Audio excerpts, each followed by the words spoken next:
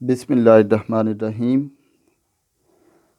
अच्छा बच्चों, ionic bond मैंने आपको बताया था कि क्या होता है। आयनिक बॉन्ड होता है इन विच forces of the attraction are developed due to complete transformation of the electrons। उसको हम कहते हैं आयोनिक बॉन्ड। ठीक है, आयोनिक बॉन्ड हम उसे कहते हैं जिसमें complete transformation of the electrons होते हैं। Ionic bond in which complete transformation of the electron is occurred. और इसके लिए हमने बहुत सी एग्जांपल पढ़ी थी और उसके लिए हमने कहा था कि ये जो NaCl है इसमें आयनिक बॉन्ड होता है। और फिर हमने ये भी पढ़ा था कि आयनिक बॉन्ड जो है ये एक्स्ट्रा ऑर्डरली स्टेबल होता है। तो अब ये जो आयनिक बॉन्ड बनता है एक्स्ट्रा ऑर्डरली स्टेबल क्यों होता है, वो इस वजह से हम कहते थे कि इसमें जो इलेक्ट्रोस्टैटिक लाइन ऑफ फोर्सेस हैं वो नॉन डायरेक्शनल होती हैं, उनकी कोई डायरेक्शन नहीं होती। वो अपोजिट चार्जेस के दरमियान फोर्सेस होती हैं और जहाँ पर भी वो फोर्सेस मिलेंगी उनके दरमियान फोर्सेस ऑफ द अट्रैक्शन जो है वो डेवलप हो जाएगी। ठीक है, तो अगर हम एक आयनिक क्रिस्टल जो NaCl उसका एक हम क्रिस्टल ड्रा करें तो इस तरीके से हम ड्रा कर सकते हैं। और इस क्रिस्टल में आपने पहले भी ये कई बार बनाया होगा। इस आयनिक क्रिस्टल में अगर आप देखें तो एक Na जो होता है वो 6 जो क्लोरीन होते हैं उससे उसने सराउंड किए होते हैं, जस्ट लाइक दिस। यहाँ पर आप देखें, और मैंने आपको ये जब हमारा फिज़िकल लेक्चर था केमिस्ट्री वाले का तो तब भी मैंने उधर यूनिवर्सिटी में भी इसको क्लियर किया था। ठीक है, तो इस तरीके से आप इसका क्रिस्टल ड्रा कर सकते हैं और ये क्रिस्टल आपको पता चलेगा कि ये देखें कि इसके साथ 1 2 3 4 5 और 6, ये 6 इसके सेंट्रल एटम के साथ मुख्तलिफ एटम्स अटैच हो सकते हैं। और अगर हम ये फ़र्ज़ करें कि ये हमारा जो सेंट्रल एटम है ये केटाइन है तो ये 6 जो हैं ये एनाइन है। और अगर हम ये कहें कि ये सेंट्रल एटम एनाइन है तो ये 6 जो हैं ये क्या हैं, फिर केटाइंस हैं। तो ये तो एक्स्ट्रा ऑर्डरली स्टेबल होता है हमारे पास NaCl का जो स्ट्रक्चर होता है। ठीक है, अब ये जो NaCl का हमने एक यूनिट बनाया है, इस तरह के number of the units combine होके क्रिस्टल बनाते हैं। नंबर ऑफ द यूनिट जो कंबाइन होके वो क्या बनाते हैं, क्रिस्टल्स बनाते हैं। ठीक है, तो इसलिए जो आयनिक क्रिस्टल होता है वो स्टेबल होता है। अब हमारा जो आज का टॉपिक है एक्चुअली वो है latest energy of an ionic crystal. हम आयनिक क्रिस्टल की लेटेस्ट एनर्जी फाइंड आउट करना चाह रहे हैं। ये अभी किसी ने कमेंट किया है कि ये सही से ड्रा कर दें, चले मैं ड्रा कर देता हूँ।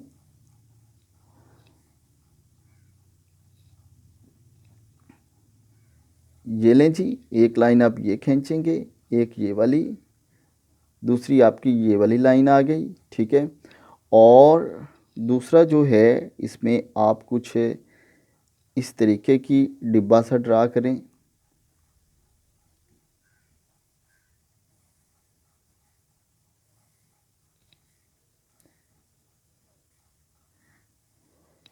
मैं जल्दी में लगा रहा हूँ, आप लाइनें बिल्कुल ठीक लगाएंगे। ठीक है, क्योंकि फिर हमारी वीडियो जो है वो काफ़ी लेंथी हो जाएगी। अगर मैं आराम आराम से करूँगा तो मैं वीडियो को भी शॉर्ट करना चाहता हूँ।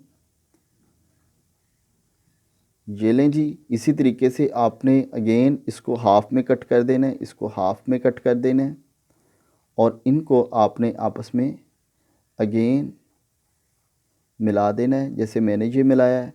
अब ये वाली जो प्लेन है ये अगेन यहाँ से कट होगी और ये वाली जो प्लेन है ये अगेन यहाँ से कट होगी। ठीक है।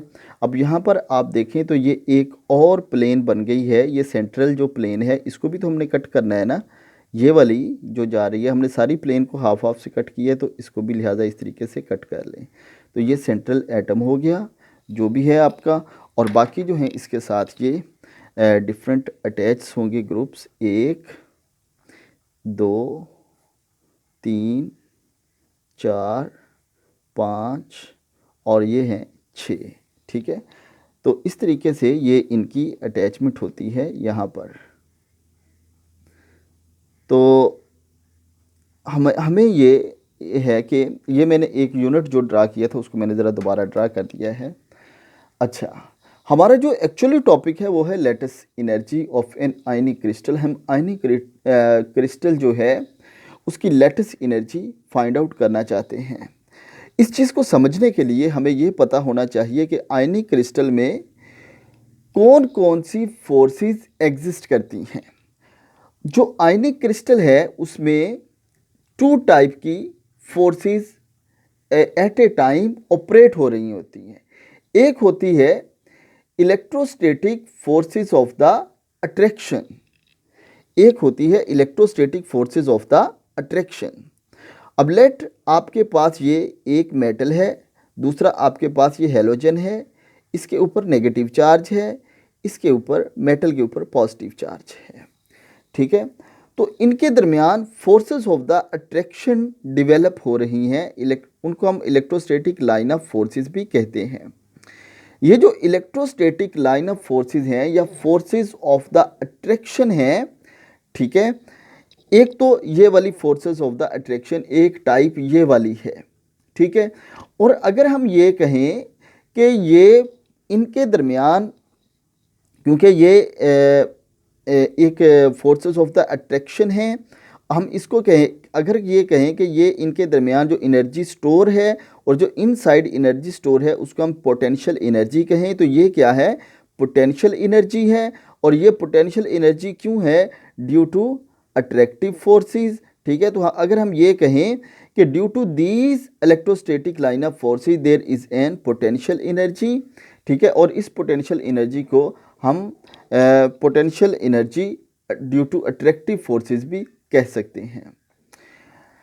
और एक दूसरी फोर्सेस होती हैं एक दूसरी फोर्सेस भी होती हैं जो इंटर एटॉमिक रिपल्जन होती है, यानी कि एटम्स की आपस में रिपल्जन होती है। वो रिपल्जन क्या होती है कि ये जो इलेक्ट्रॉनिक क्लाउड है इसका और जो इसका इलेक्ट्रॉनिक क्लाउड है, ठीक है, क्योंकि ये मैक्सिमम जितनी एक रीजनेबल डिस्टेंस तक अट्रैक्ट करेंगी, जैसे अट्रैक्ट करेंगी ये क्लाउड जो है इलेक्ट्रॉनिक क्लाउड ये भी एक दूसरे के क्लोज आएगा। जब ये वाला इलेक्ट्रॉनिक क्लाउड बेटा जी एक दूसरे के क्लोज आएगा ये इलेक्ट्रॉनिक क्लाउड, तो फिर ये इलेक्ट्रॉनिक क्लाउड एक दूसरे को रिपेल करेगा। ये इलेक्ट्रॉनिक क्लाउड जो है एक दूसरे को रिपेल करेगा। और अगर हम इसको भी एनर्जी का नाम दें तो ये भी क्या है, पोटेंशियल एनर्जी है। ये भी क्या है, पोटेंशियल एनर्जी है। और इस पोटेंशियल एनर्जी को हम कहेंगे कि ये है हमारे पास रिपल्सिव पोटेंशियल एनर्जी या potential energy due to repulsion. तो अट्रैक्शन होगी अपोजिट चार्जेस की वजह से और रिपल्जन होगी बेटा जी इस इंटर एटॉमिक जो इलेक्ट्रॉनिक क्लाउड है उसकी जो आपस में रिपल्जन है उस वजह से ये वाली एनर्जी प्रोड्यूस्ड इसके अंदर एग्जिस्ट करेगी, ठीक है। और इनमें क्योंकि ये जो अब हमारे पास क्या चीज़ें आ गई, हमारे पास आ गया एक ये एम, ये मेटल, ये हैलोजन। इनको जब इलेक्ट्रोस्टैटिक लाइन ऑफ फोर्सेस इनके दरमियान एग्जिस्ट कर दिए हैं ये बनता है आयनिक कंपाउंड। और ये इलेक्ट्रोस्टैटिक लाइन ऑफ फोर्सेस जो हैं इनके दरमियान कोई ना कोई यहाँ पर कुछ ना कुछ तो एग्जिस्ट करेगा ना, यानी कि कुछ ना कुछ तो इसका जो सेपरेशन है यहाँ पर वो सेपरेशन है ना। जो इसकी सेपरेशन है इन दोनों के दरमियान कैटाइन और एनाइन के दरमियान, इसको हम यहाँ पे कह देंगे कि ये है आर। ये कैटाइन और एनाइन के दरमियान जो सेपरेशन है वो क्या है, आर, यानी कि जो इन दोनों के इंटरन्यूक्लियर डिस्टेंस है वो है यहाँ पर हमारे पास आर है। अगर आपके पास बुक है और आप उस बुक में देखें, मैं आपको दिखाता हूँ अगर मेरे पास पॉसिबल हुआ तो। अगर आपके पास बुक है तो वहाँ पर बेटा देखें कि एक बना हुआ है ग्राफ। अब अगर मुझे बुक हार्ड फॉर्म में मेरे पास इधर थी, ये मिल गया मुझे जी, ये लें। ये एक ग्राफ बना हुआ है आपके पास जो मैंने आपको अभी नोट से सेंड किए हैं। ये ग्राफ इसी चीज़ को एक्सप्लेन करता है। यहाँ पर इसका जो एक्सिस है इसके अकॉर्डिंग हम ले रहे हैं पोटेंशियल एनर्जी, और यहाँ पर हम ले रहे हैं इंटर न्यूक्लियर डिस्टेंस जिसको हम आर कहते हैं। ठीक है, वो इस एक्सिस के ऊपर है, और ये क्या है, पोटेंशियल एनर्जी है। अब हमारे पास ये है जनाब कि ये पोटेंशियल एनर्जी हमारे पास दो टाइप की है। एक है अट्रैक्शन की वजह से और दूसरी है रिपल्शन की वजह से। अब जो है अट्रैक्शन की वजह से, लेट्स सपोज हम उसे कह रहे हैं यहाँ पर नेगेटिव पोटेंशियल एनर्जी, और जो रिपल्शन की वजह से है ये है पॉजिटिव रिपल्शन एनर्जी। और ये हम जस्ट जो है इसके सिंपल हमने चूज़ किए हैं और इसके अलावा कुछ नहीं है। अब यहाँ पर देखें आप कि ये एक लाइन है, ये वाली डॉटेड लाइन जो आपको नज़र आ रही है, ये रिप्रेजेंट कर रही है रिपल्जन फोर्सेस की, कि जो इसकी रिपल्जन्स हैं। अब रिपल्जन फोर्सेस यहाँ पर जाके एट दी ये क्या हो जाती हैं, ज़ीरो हो जाएंगी। इसी तरह जो अट्रैक्शन फोर्सेस हैं वो यहाँ पर जाके क्या हो जाएगी, ज़ीरो हो जाएगी। और हमारे पास ये है एक एक्चुअल लाइन, ये तो है फोर्सेस ऑफ द रिपल्जन और फोर्सेस ऑफ द अट्रैक्शन की, और ये है हमारे पास एक उसकी एक्चुअल लाइन है।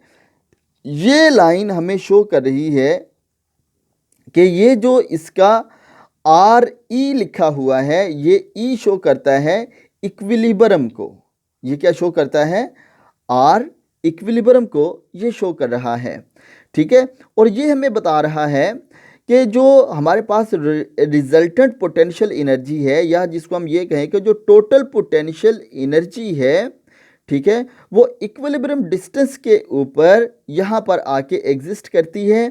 ठीक है, और total potential energy at equilibrium का पॉइंट ये वाला है जिसको हमने आर ई कहा हुआ है। ठीक हो गया, तो ये हमने ग्राफ के साथ भी इसको रिप्रेजेंट किया हुआ है। और U जो है ये क्या है, इसकी लेटेस्ट एनर्जी है। अब यहाँ से देखें आपके ये इतनी, जब ये इसका ये वाला पॉइंट इधर जाके इक्विलिब्रियम के ऊपर हुआ तो ये कोई एनर्जी रिलीज करेंगी, और उसी को हम क्या कहते हैं, लेटेस्ट एनर्जी कहते हैं, जिसको हम U कहते हैं।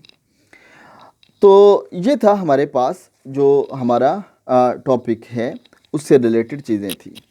अब हमें क्या करना है इसमें, अब ये तो हो गया उस ग्राफ से रिलेटेड, मैंने आपको ये चीज़ें बताई हैं, कुछ उस ग्राफ से रिलेटेड हैं। अब ये है कि अगर हम फ़र्ज़ करें कि पोटेंशियल एनर्जी इन आयंस के दरमियान, ठीक है, वो सेपरेटेड है इन फाइनाइट डिस्टेंस। फाइनाइट मीन जो जिसकी लिमिट कोई नहीं है, वो ज़ीरो हो, then minimum number of the potential energy will be at RE become numerically equal to the latest energy। ठीक है, यानी कि ये मैं बुक से आपसे पढ़ रहा हूँ। If we assume that the potential energy of the ions, potential energy of the ions that are separated by the infinite distance, infinite distance के दरमियान जो पोटेंशियल एनर्जी है वो ज़ीरो हो, तो वो उसकी एनर्जी इक्वल होगी किसके, उसकी लेटेस्ट एनर्जी के। ठीक हो गया, तो ये हमारा पॉइंट है यहाँ पर। अब जो लेटेस्ट एनर्जी है उसको हम कैपिटल U से रिप्रेजेंट करते हैं, और ये बुक में आपके पास लिखा भी हुआ है। तो फिर अब क्या है, अगर हम कहें कि लेटेस्ट एनर्जी की डेफिनेशन करें, तो लेटेस्ट एनर्जी की बेटा जी डेफिनेशन फिर ये भी हो सकती है, the decrease in energy, the decrease, ये देखें जो ग्राफ है उसको अगर आप देखें तो the decrease in energy that take place in process of bringing the ions from an infinite distance to an equilibrium, ठीक है, to infinite distance to the equilibrium. यानी कि हमारे पास ये है बेटा जी, अगर आपके पास बुक है तो बुक आप साथ साथ पढ़ें, मैं आपकी बुक जो है उसी को ही रीड कर रहा हूँ कि decrease in energy that take place in process of the bringing of the ion from an infinite distance. वो इनफाइनाइट डिस्टेंस से जब ये आयन्स एक दूसरे के क्लोज आते हैं, जब ये आयन्स एक दूसरे के क्लोज आते हैं, कहाँ से, इनफाइनाइट डिस्टेंस से, ठीक है, कहाँ पर, इक्विलिब्रियम पोजीशन तक, ठीक है। और ये क्या होती है, ये हमारे पास एक स्टेबल लैटिस बनता है, और ड्यू टू दिस जो एनर्जी रिलीज होती है उसको हम लैटिस एनर्जी कहते हैं।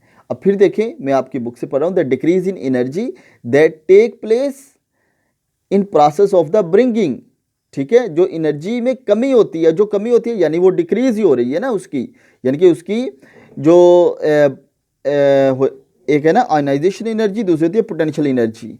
तो जो आयनाइजेशन एनर्जी है उसके अंदर जो डिक्रीज है, कब, जब ये आयन्स एक दूसरे के पास आते हैं, ठीक है, कहाँ से, जो इनके दरमियान इनफाइनाइट डिस्टेंस होता है, और कहाँ तक आते हैं, एट इक्विलिब्रियम पोजीशन तक आते हैं, ठीक है। ये इनफाइनाइट डिस्टेंस से इक्विलिब्रियम पोजीशन तक जब ये आयन्स एक दूसरे के क्लोज आते हैं, और ड्यू टू दिस जो आयनाइजेशन एनर्जी में कमी होती है, ठीक है, वही इसकी क्या होती है, लेटेस्ट एनर्जी होती है, और इस पोजीशन के ऊपर जो आपका लेटेस्ट होता है वो स्टेबल होता है। या हम एक और वे में भी इसको डिफाइन कर सकते हैं, the latest energy of an ionic crystal may be defined as the energy released when a correct number of the gaseous cation and anion are bringing together from infinite distance, ठीक है, and to form the 1 gram mole of the solid crystal। यहाँ पर भी वही है कि जो gaseous cation और एनाइन इनफाइनाइट डिस्टेंस से जब ये एक दूसरे के इतना क्लोज आते हैं, ठीक है, कि उनके दरमियान इक्विलिब्रियम जो है वो डेवलप हो जाए, और इसके कितने आयंस, कितने केटाइंस और कितने एनाइंस, ये कितने हैं जनाब, ये है equal number. Correct number mean equal number जो है इनके जितने उसके लिए चाहिए। इक्वल मीन ये नहीं है कि एक का मतलब एक है, इक्वल का मतलब ये है कि जैसे एक केटाइन को अगर 6 से 9 चाहिए यहाँ पर NaCl के फॉर्म में, तो उसके लिए 6 आए, ठीक है। तो जो यानी कि इनके दरमियान जो एनर्जी रिलीज होगी उसी को हम लैटिस एनर्जी कहेंगे, इस क्रिस्टल लैटिस के फॉर्मेशन की वजह से। अब इसको एक इक्वेशन की फॉर्म में भी मैं आपके सामने लिखता हूँ कि जैसे ये है हमारे पास, कि ये हमारे पास है केटाइंस और ये है गैशियस स्टेट, प्लस हमारे पास है एनाइन, ये भी है गैशियस स्टेट, और ये कितने हैं, करेक्ट नंबर के आयंस एक दूसरे के क्लोज आएँ, देन हमारे पास क्या बनेगा, हमारे पास बनेगा Mx, और ये M क्या होगा, पॉजिटिव, ये होगा नेगेटिव, ठीक है। अब ओवरऑल तो ये न्यूट्रल हो जाएगा, जिसको फिर हम ऐसे Mx भी कह सकते हैं। M क्या है, NaX क्या है, Cl, यहाँ पर भी अगर आप इसको ले लें, ठीक है। तो मैं M और X इसलिए स्पेसिफिक टर्म यूज़ कर रहा हूँ क्योंकि आपकी बुक में यही दी हुई है। प्लस क्या होगा, ये इससे एनर्जी रिलीज़ होगी, एनर्जी क्या होगी, रिलीज़ होगी, और जो ये एनर्जी रिलीज़ होगी वही क्या होती है, इसकी लेटेस्ट एनर्जी होती है, जिसको हम कैपिटल U से रिप्रेजेंट करते हैं, ठीक है।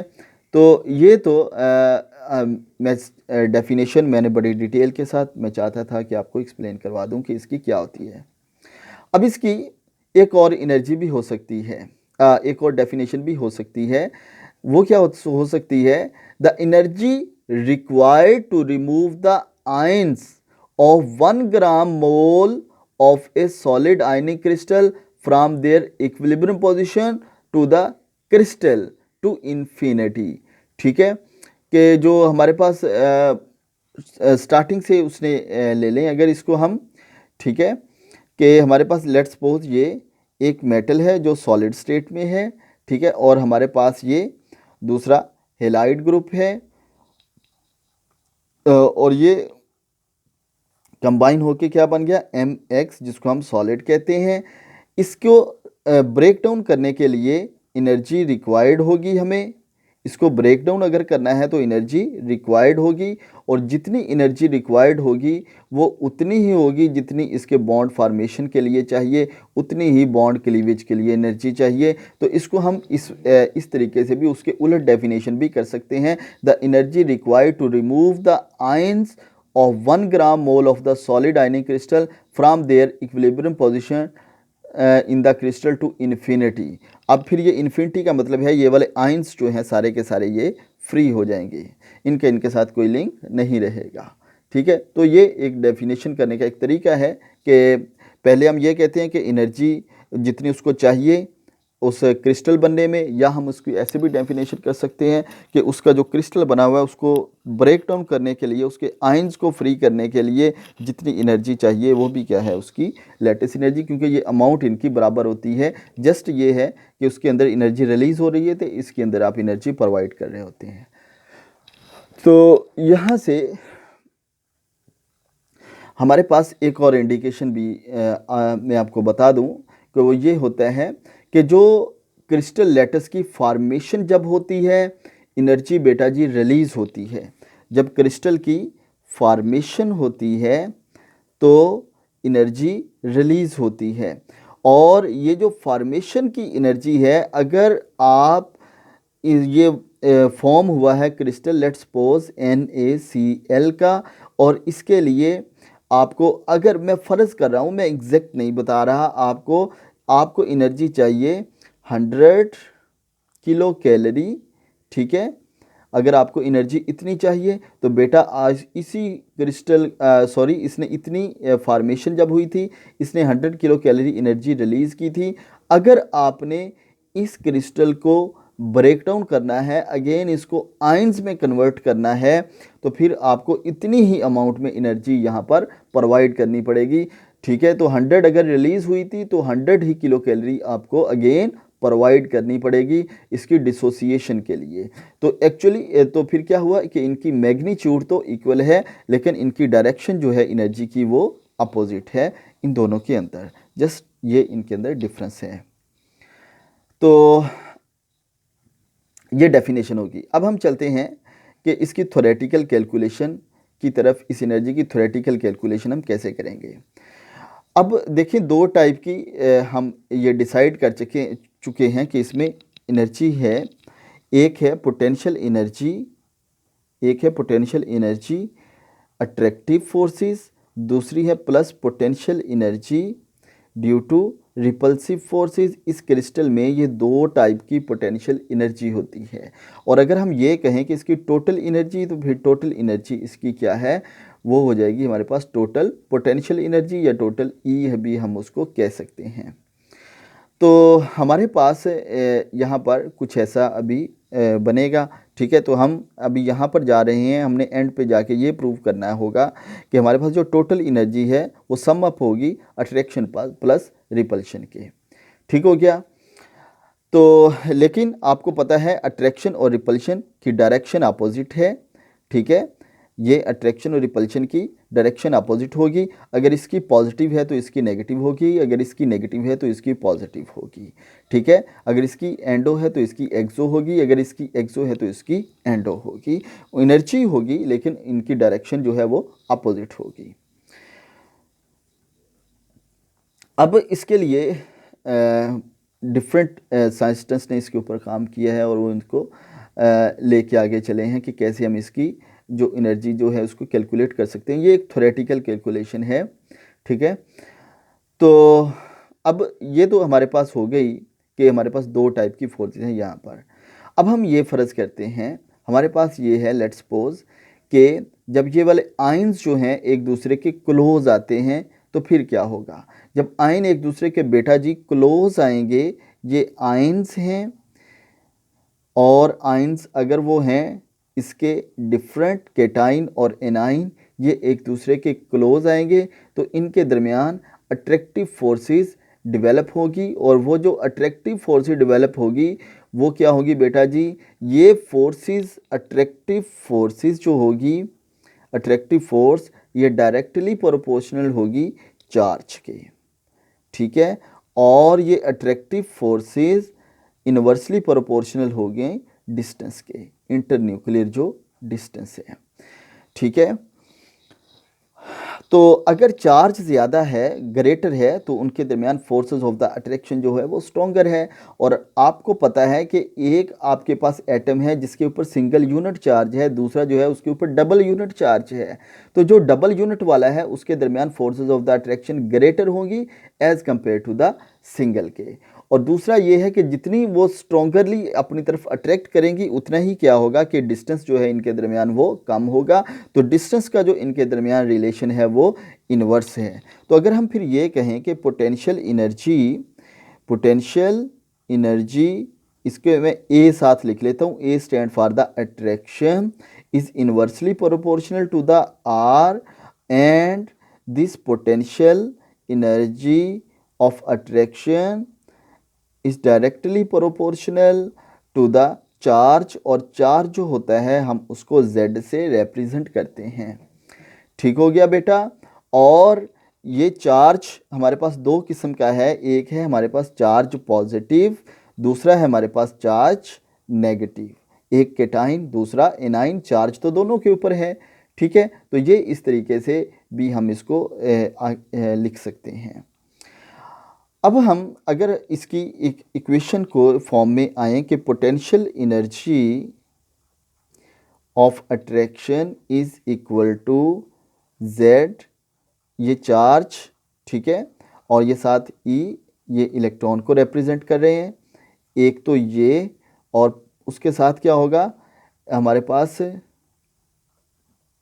Z होगा और इलेक्ट्रॉन, और ये वाला जो Z है ये नेगेटिव है, ठीक है। अब ये देखें कि एक के लिए पॉजिटिव साइन है, दूसरे के लिए नेगेटिव साइन है, एक एंडोथर्मिक है, दूसरा एक्सोथर्मिक है, और यहाँ पर होगा इनके इन्वर्सली प्रोपोर्शनल ये वाला R, ठीक है। और हम अगर इसको कंबाइन करें तो ओवरऑल हमारे पास क्या होगा, एक्सो एंडो, इनको हम प्लस माइनस आपस में जब करेंगे तो हमारे पास ओवरऑल रिजल्ट नेट रिजल्ट ही आ जाएगा ना। और आपको पता है अट्रैक्शन ज़्यादा है as compare to the repulsion, तो जब अट्रैक्शन ज़्यादा है तो ये वाली अमाउंट जो है ये कम है, ये यहाँ से निकल जाएगी, तो जो रिमेनिंग बचेगी बेटा वो पॉजिटिव अमाउंट ही बचेगी। लिहाजा हमारे पास ये बचेगा Z प्लस Z नेगेटिव, ठीक है। और ये E इसको स्केयर में ले जाएं, आपस में मल्टीप्लाई हो गया, ये बन गया R, ये हमारे पास बन गया potential energy of the attraction के लिए इक्वेशन आ गई, ठीक हो गया, सही। तो ये हमारे पास इसके लिए एक इक्वेशन आ गई। अब मैं इसमें बहुत सी चीज़ें शॉर्टली आगे चलता जा रहा हूँ ताकि हमारी वीडियो की लेंथ जो है वो भी रीज़नेबल रहे। ये है हमारे पास, तो ये चीज़ें आपको मैंने बता दी कि ये इसके अंदर क्या क्या होती हैं। अब दूसरी जो इसके दरमियान एक और फोर्स है वो है रिपल्शन फोर्सेस, और वो जो है वो भी है पोटेंशियल एनर्जी। अब ये वाली जो पोटेंशियल एनर्जी है, ठीक है, ड्यू टू रिपल्शन, इसको मैं R से रिप्रेजेंट कर देता हूँ। और इसके लिए बेटा जी जो फार्मूला होता है, जो इंटरप्रिटेशन होती है इलेक्ट्रॉनिक क्लाउड्स में यहाँ पर, वो होती है कि B E square over R N। अब N क्या है, ये है N क्या है, ये बोर्न एक्सपोनेंट है, बोर्न एक्सपोनेंट है, और इसकी वैल्यू वेरिएबल हो सकती है। ये बोर्न हाइबर साइकिल आपने सुना हुआ है ना, अभी जाके हम आगे इसको डिस्कस करेंगे, वहाँ से ये इसका एक एक्सपोनेंट है, ये वहाँ से हमारे पास E की वैल्यू है। और B जो क्या है, ये हमारे पास रिपल्जन कोएफिशिएंट है, B जो है ये क्या है, रिपल्जन कोएफिशिएंट है। और ई स्केयर आपको पता है कि दोनों जो हैं इलेक्ट्रॉन्स के क्लाउड्स उनकी आपस में रिपल्जन और दोनों इन्वॉल्व होंगे, तो लिहाजा ये ई स्केयर है। ये क्या है? ई स्केयर है। तो ये हमारे पास क्या है? Repulsion coefficient. ये क्या है हमारे पास?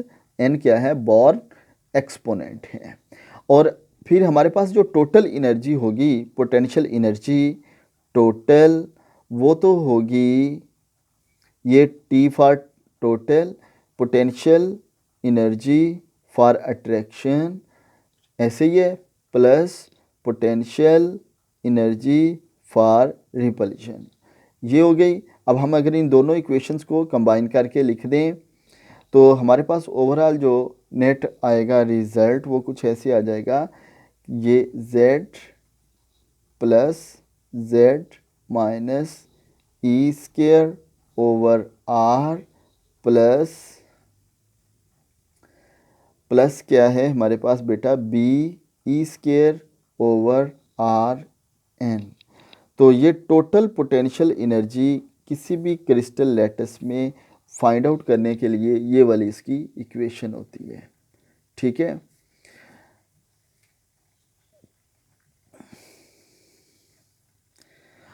अब नेक्स्ट ये मैं आगे भी अब एक और चीज़ क्लियर कर दूं कि ये जो लैटिस एनर्जी है ना, ये आपके पास एक आयंस और एक केटाइंस की नहीं निकल सकती। ये आपके पास पूरे के पूरे उस क्रिस्टल की निकलेगी, उस पूरे क्रिस्टल की आपके पास निकलेगी। ऐसा नहीं है कि आपके पास जो आप कहें कि एक एन है एक Cl, इनकी ये पोटेंशियल एनर्जी है, ऐसा नहीं निकलेगा। आपके पास उस क्रिस्टल के अंदर जितने भी केटाइन और एनाइन हैं उनकी ओवरऑल आपके पास ये वाली एनर्जी निकल आएगी। ठीक है। तो जो इसलिए हम सिंगल कुछ भी केटाइन या एनाइन जो है उनके दरमियान लैटिस एनर्जी फाइंड आउट नहीं कर सकते। ये हम सिर्फ और सिर्फ क्रिस्टल की ही फाइंड आउट कर सकते हैं।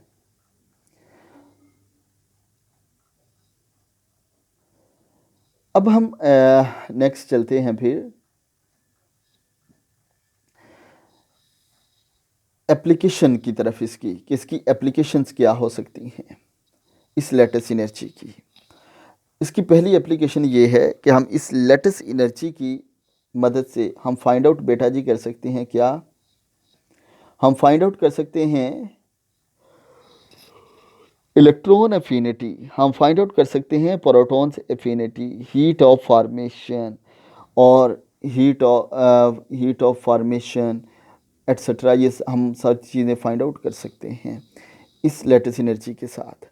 अब ये कैसे, मैं आगे जाके एक एग्जांपल भी आपको करके इसकी दिखाऊंगा कि कैसे हम इसकी एनर्जी को फाइंड आउट कर सकते हैं।